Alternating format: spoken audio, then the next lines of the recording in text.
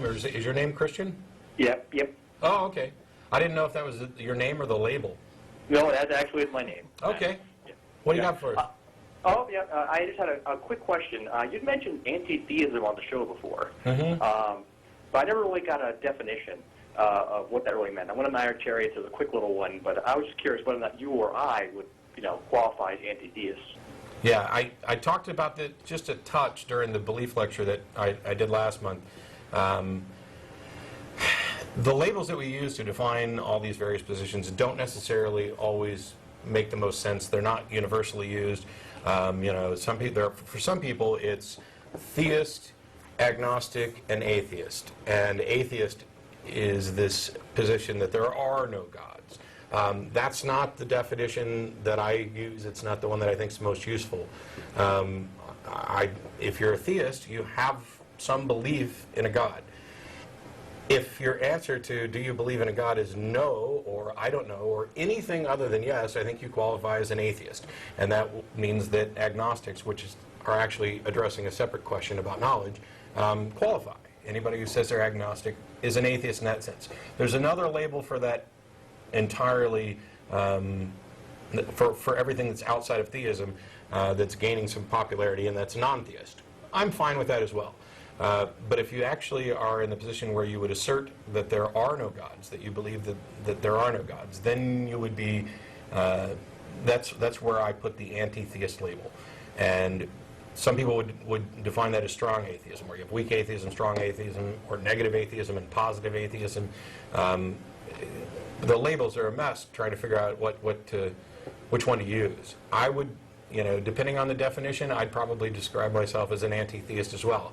I not only don't believe in any of the God concepts that I've been presented with, I actually believe there are no gods, at least in any sense that we could possibly understand. Anybody who's come up with a description or a definition of a God, I see no reason to believe it.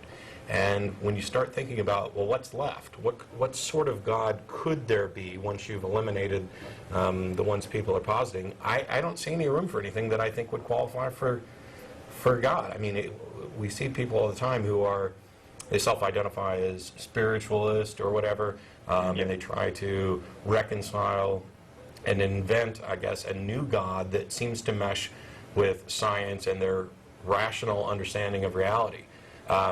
Generally, I don't find that their definition of God, I don't think it's deserving of the label. It's just this nondescript kind of amorphous blob.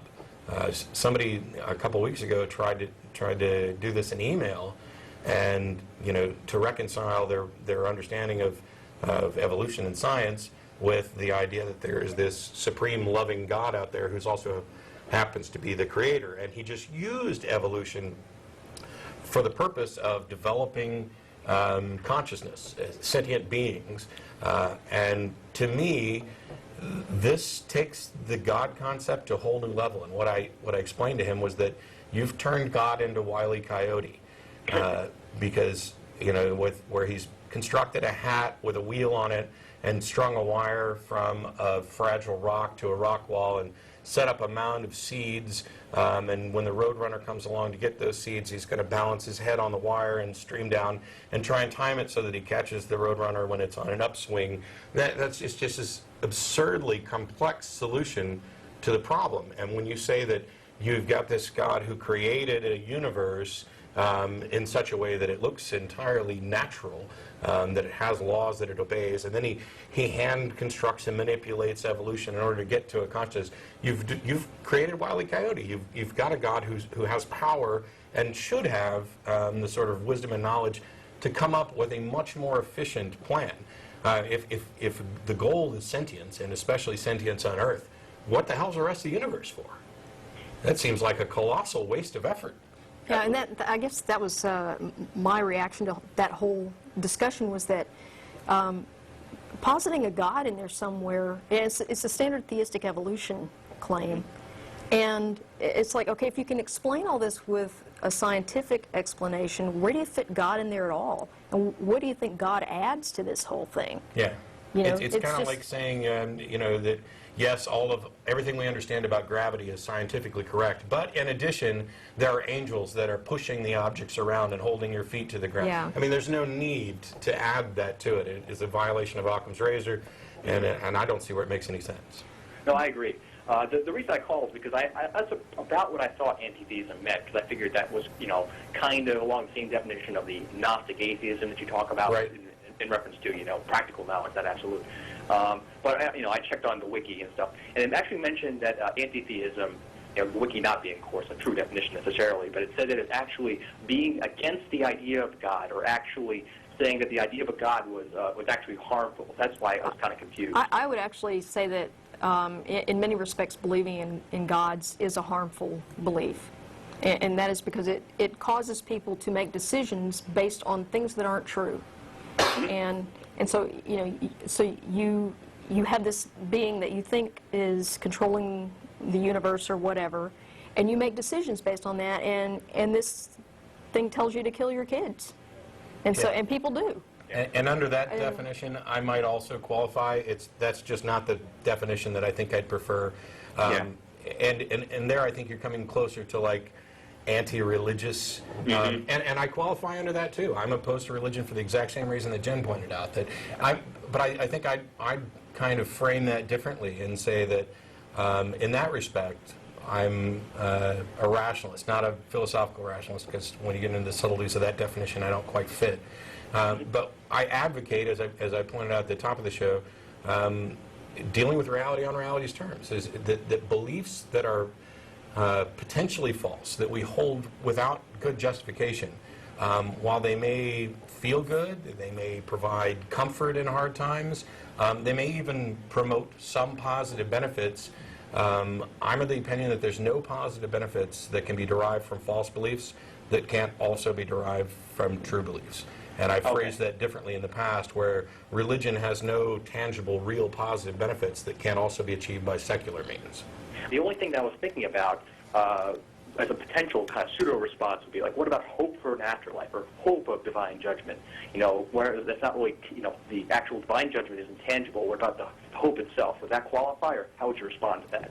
I'm not opposed to hope, and I recognize that even false hope can provide real benefits. And the example that I've used before is somebody trapped in a mine shaft that's rapidly losing oxygen.